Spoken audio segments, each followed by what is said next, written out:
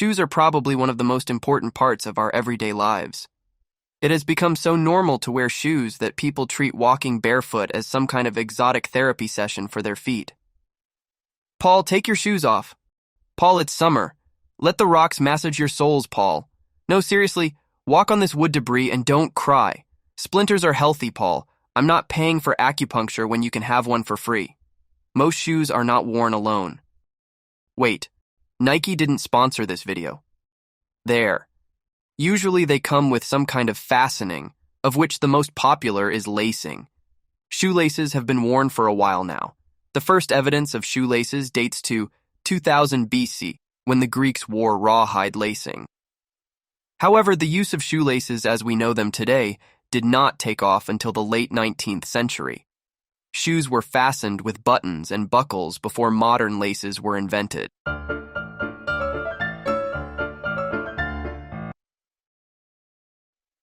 My shoe buttons keep falling off.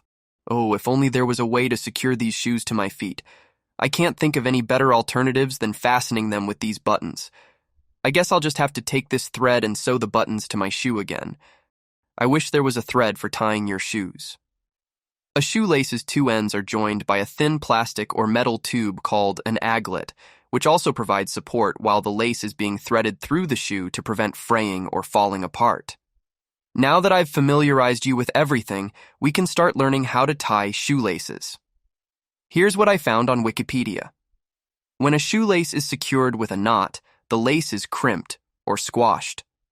Primarily, this is what stops the lace from coming undone. In effect, the lace is narrower inside the knot than it is on the loose end, and the loose end cannot make itself smaller and slide through the knot.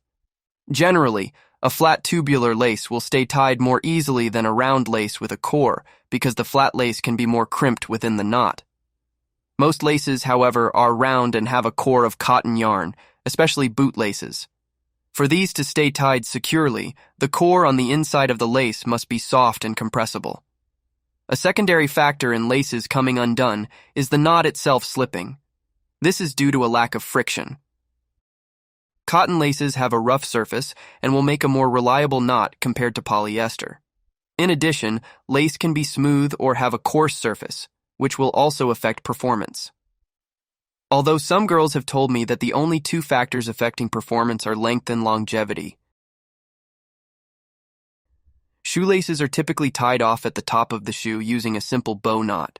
Besides securing the shoe, this also takes up the length of shoelace exposed after tightening. The common bow consists of two half knots tied one on top of the other, with the second half knot looped to allow quick untying. When required, the knot can be readily loosened by pulling one or both loose ends.